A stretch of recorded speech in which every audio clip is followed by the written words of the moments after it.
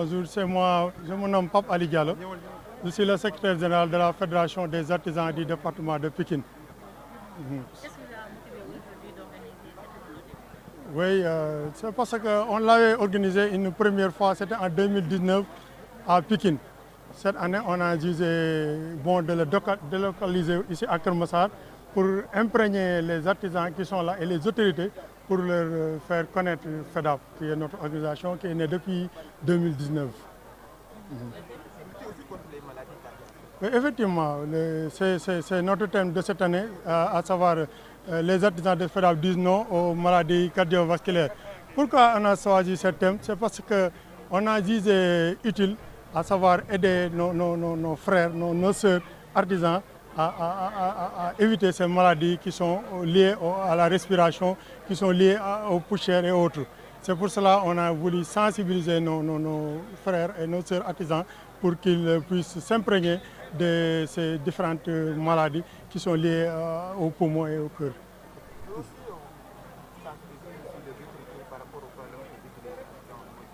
Effectivement.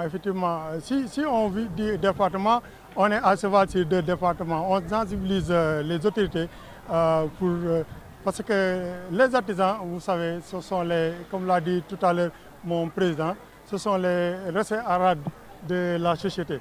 Et que c'est nous qui formons tout ce qui est utile et tout ce qui est nécessaire pour cette société. C'est nous qui formons les jeunes, c'est nous qui construisons les bâtiments, c'est nous qui faisons presque tout ce qui est utile pour la société. Et nous, on est toujours au dernier échelon. On ne nous considère pas sur tout ce qu'on fait. C'est pour cela qu'on a essayé de sensibiliser les autorités pour qu'ils sachent qu'on est là, pour qu'ils sachent qu'il y a une fédération forte qui se nomme FEDAP, Fédération des artisans du département de Pékin, qui est en train de faire de gros travail pour essayer de regrouper tous les artisans du département de Pékin et de Kermassar. Parce que, comme l'a dit tout à l'heure, on a plus de 15 associations qui sont au niveau de FEDAP. Et FEDAP regroupe tous les 2 départements.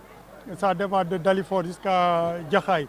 Il y a plus de 1000 et quelques artisans au niveau de FEDAP. Et puis, les problèmes de FEDAP sont un peu multiples et variés. C'est le problème des artisans en général. À savoir, il y a un problème d'emplacement. Les artisans, avant-hier, ils ont délogé nos frères mécaniciens qui étaient à Poste-Carré. Et c'est un problème récurrent, un problème d'espace. Et puis les artisans aussi n'ont pas accès au financement, les financements adéquats. Parce que quand on finance les artisans, on devait créer des lignes de crédit appropriées à leur travail. Parce que, si je m'explique, des fois on nous donne des crédits parce que les taux sont un peu élevés à nos moyens. Vous avez énuméré quelques problèmes auxquels les artisans font face. Aujourd'hui, qu'est-ce que vous attendez de ces journées? Oui, c'est que nous attendons beaucoup d'eux.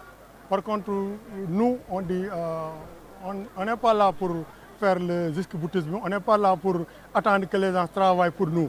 D'abord, nous, on fait quelque chose pour nous, pour que ensuite les autres viennent. Parce que nous, comme je vous l'ai déjà dit, FEDAP est une organisation bien organisée, bien structurée.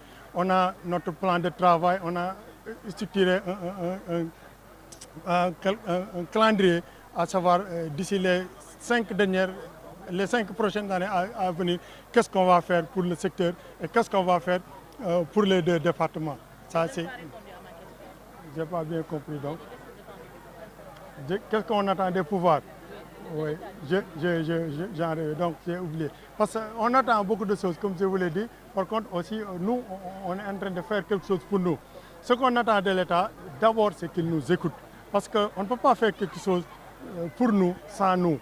Ça, on le dénonce partout. Parce que des fois, les autorités, ils sont entre 4000, ils peaufinent des programmes, ensuite ils viennent les balancer aux artisans. Alors que quand ils associent les artisans sur ces politiques, ça allait beaucoup mieux. Pourquoi? Parce que nous, ce qu'on dit,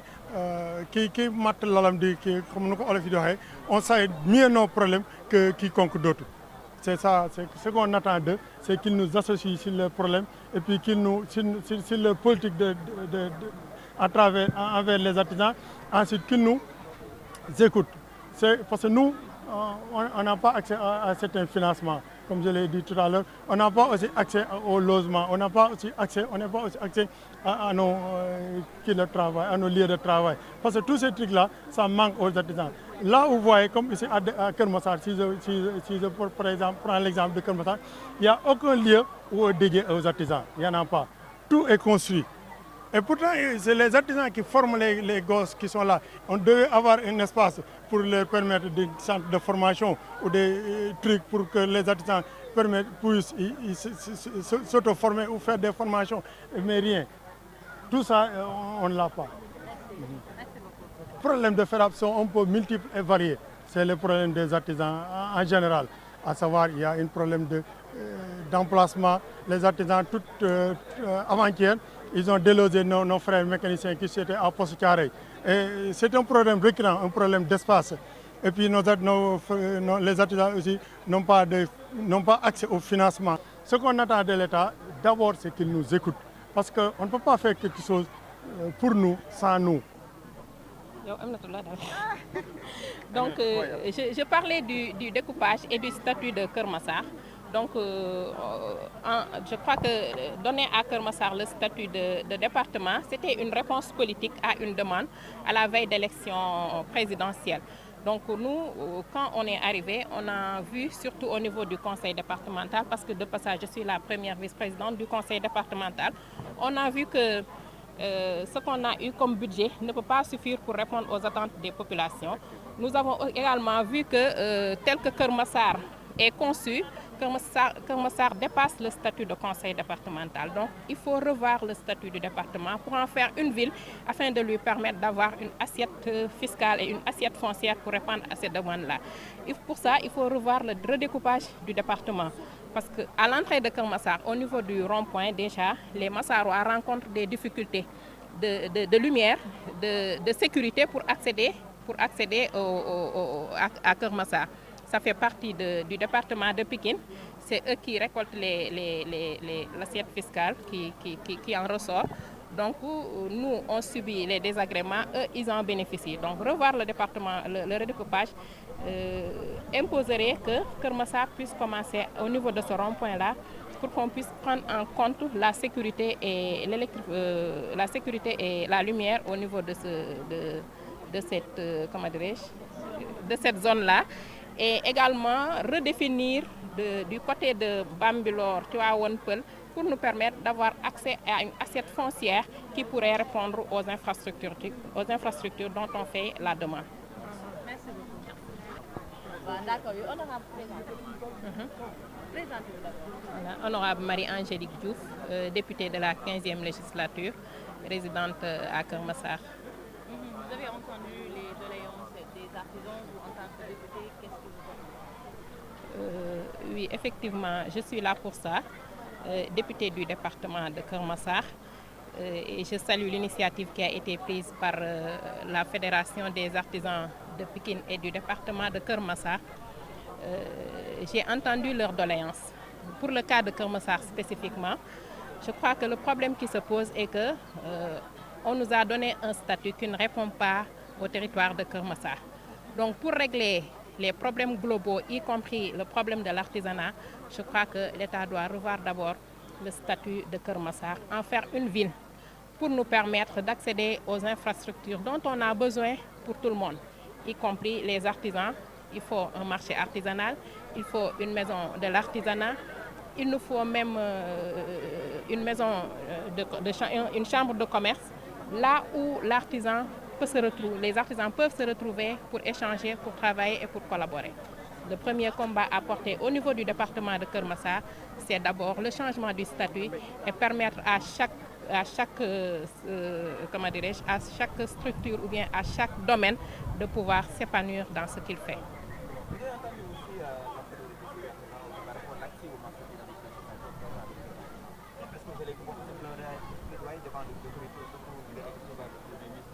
Oui, c'est un plaidoyer que l'on porte tout le temps. On l'a déjà porté lors d'une commission de travail avec le ministre de l'Artisanat et du Tourisme. Pourquoi nous l'avons porté? Parce que moi-même qui vous parle, je suis du secteur de l'artisanat parce que je suis du monde de la formation professionnelle et technique, dont l'artisanat est un sous-secteur qui en faisait partie. et qui est maintenant délocalisée vers le tourisme. Donc la commande publique, certes, c'est vrai, mais il faut également revoir le secteur informel, le secteur de l'artisanat, qui est un secteur qui tourne autour de 70 à 75% des activités économiques.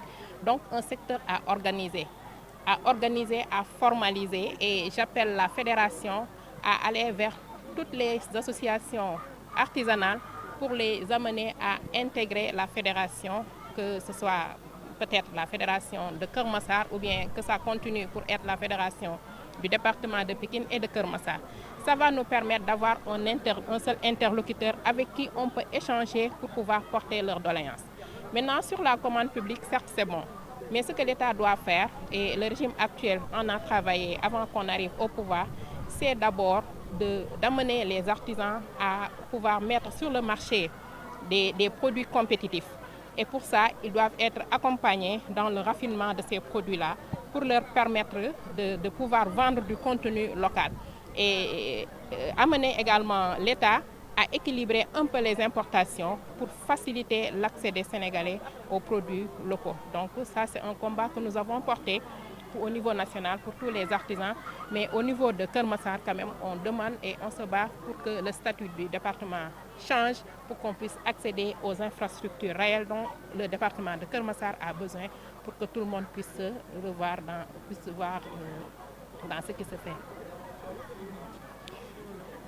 Si olof waaw maa ngi ci artisan wu fédération artisan wu département Pikine ak bu Keur Massar ñu ñëw seet si woon ma bëggoon ma teewee seen deuxième édition bi nga xam ne première bi ñu ngi ko defee woon au niveau de Pikine, deuxième bi ñu ñëw fekk ci seen naataango yi nga xam ne ñoom ñoo nekk Keur Massar di liggéey ci thème bu ñuy wax les maladies cardiovasculaires. Ku nekk xam na ne artisan dafa nekk métier boo xam ne daanaka da ngay toog du matin au soir, peut-être xanaa ñi nekk dans le secteur BTP ñoo ëpp li ñuy bouger, mais dafa baax booy toog aussi pour éviter yenn maladies telles que maladie cardiovasculaire yi ni ñu koy waxee ngay bouger.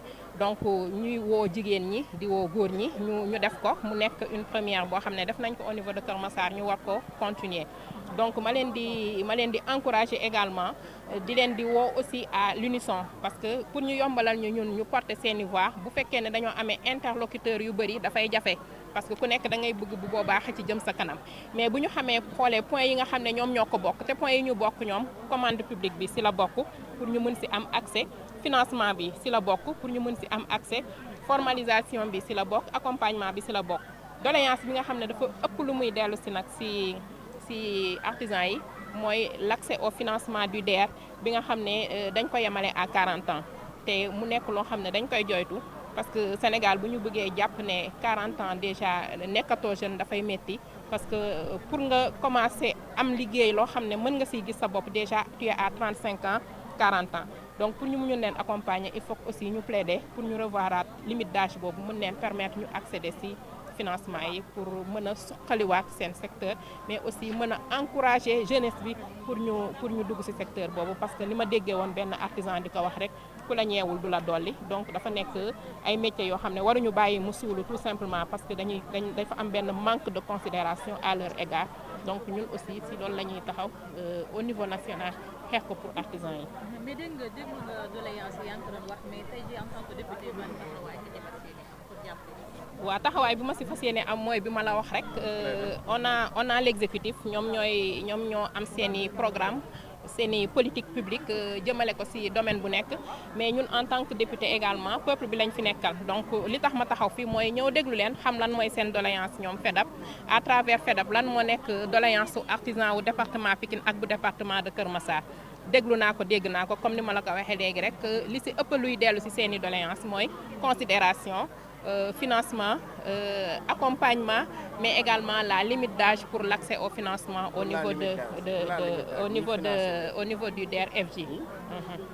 Mais tout à l'heure yaa ngi doon pour ñu régler problème yi à Keur Massar, c'est bien que ñu daal di koy def ville. waaw xam nga Keur Massar du amul aspect ruralité.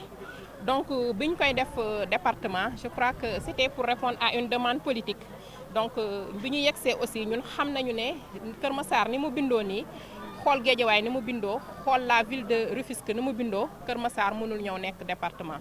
donc boo xoolee l'exemple de Rufisque a un conseil départemental parce que dafa am benn aspect ruralité bu fa nekk ñu féetale leen conseil départemental mais il y a la ville de Rufisque mais boo jëlee tey jii les 6 communes du département de Kër Massar nga xool Kër Massar ni mu bindoo nga xam ne lii c'est une ville c'est de l'urbanité donc pourquoi ñu war ñoo mën a def un conseil départemental ñu am difficulté financière pour accéder aux demandes donc pour régler cette situation là il faut revoir le statut du département def ko ville mu mën a am accès si recettes yi mais également revoir le découpage de Kër Massar parce que bu ñu gisee Kër Massar fi ñu ko yemale à l'entrée booy dugg ci Kër Massar am jafe-jafe commencé ci rond-point ba ñun ñoo koy subir mais tout ce qui est recette fiscale dafay dem retomber waat ci au niveau de Mbao donc loolu également combat bu ñuy xeex la amatuñu pratiquement assiette foncière au niveau de Kër Massar ñoo ngi demander pour am ay infrastructures bëgg nañu am hôpital de niveau 1 ou 3 bëgg nañu am un stade bëgg nañu am une chambre de commerce un village artisanal mais amuñu suuf chambre de métier donc amuñu suuf pour ñu am suuf boobu il faut que ñu revoiraat le redécoupage de Kër Massar mën a am suuf boo xam ne danañ ñu ko delloo pour que infrastructure yooyu nga xam ne dañ ko soxla pour Kër Massar sentir bu baax boppam ci développement économique bi loolu xoolaat statut ville bi la te Kër Massar nag dafa am lu muy vraiment porter ci économie réew mi parce que boo xoolee la densité de la population de Kër Massar di nga xam ne Kër Massar li fiy génne ci économie lu am dayoo la ci gafaka réew mi kon dafa nekk territoire boo xam ne dañ ko war a reconsidérer population bi fi nekk loolu dafa bokk suñuy combat.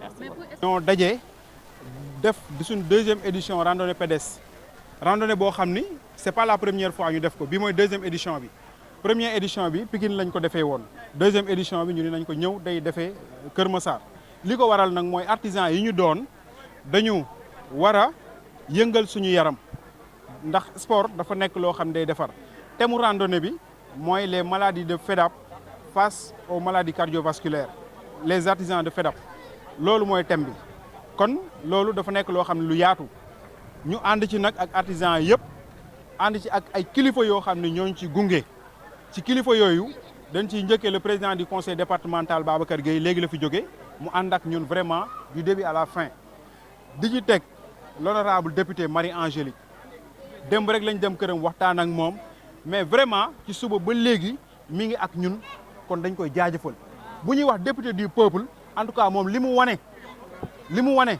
député du peuple loolu la bëgg ñun les artisans xam nga lu ñu bëgg considération te moom daf ñu considérer lii mooy suñu problème manque de considération bi nekk moom xam naa ni gisul loolu taxaw na à nos côtés te dinañ liggéey ak moom incha allah. mais thème bi lan moo waral ba ngeen tànn. li waral thème bi mooy artisans yi dañu jàpp ni dañuy liggéey wàcc reer ba suur naan ndox bu sedd jaaxaan tëdd loolu ku koy def je pense que du yàgg am na médecin chef bu hôpital bi ñu koy jaajëfal bu baax yebal na benn médecin boo xam ne il est parmi nous moom mën na ñëw sax fii feeña moom dinañ waxtaan ak ñun ci jàngoro yi nga xam ni mooy maladie cardiovasculaire nan la ñuy def pour xeex loolu moo tax thème randonnée bi ñu jël ko wane ni artisans yi war nañoo liggéey waaye war nañoo yëngu.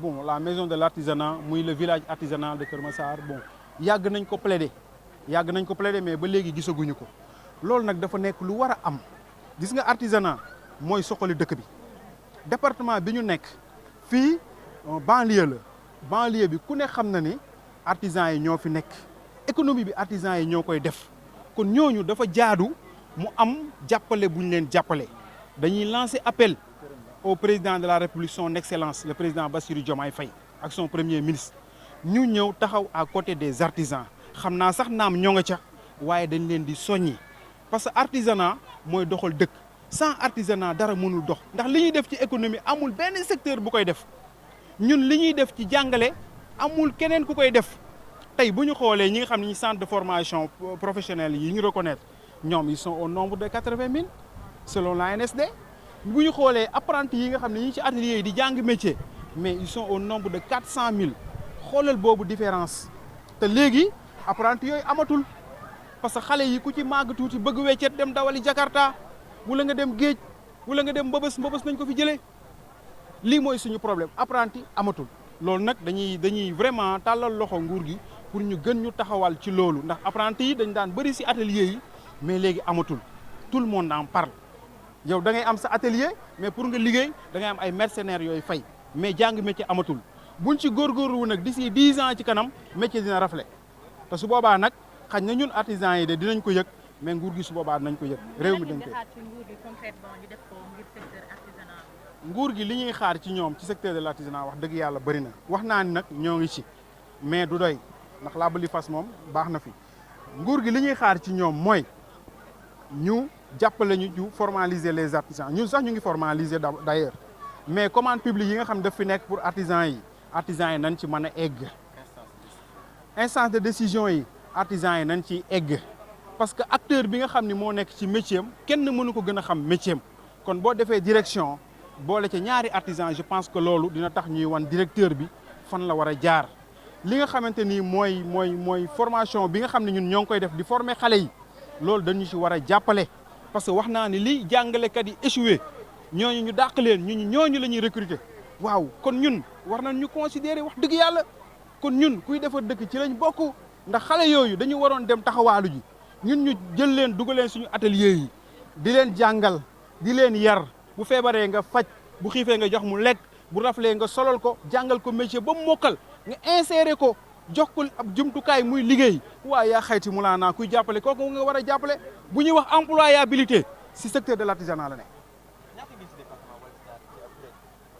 ci kuréel gi FEDAP jaay na 1500 cartes membres 1500 cartes te chaque fois nit ñaa ngi ñëw di bokk ay organisation professionnelle aussi wax naa ne ñoo ci bokk ñëw adhéré nii la FEDAP tëddee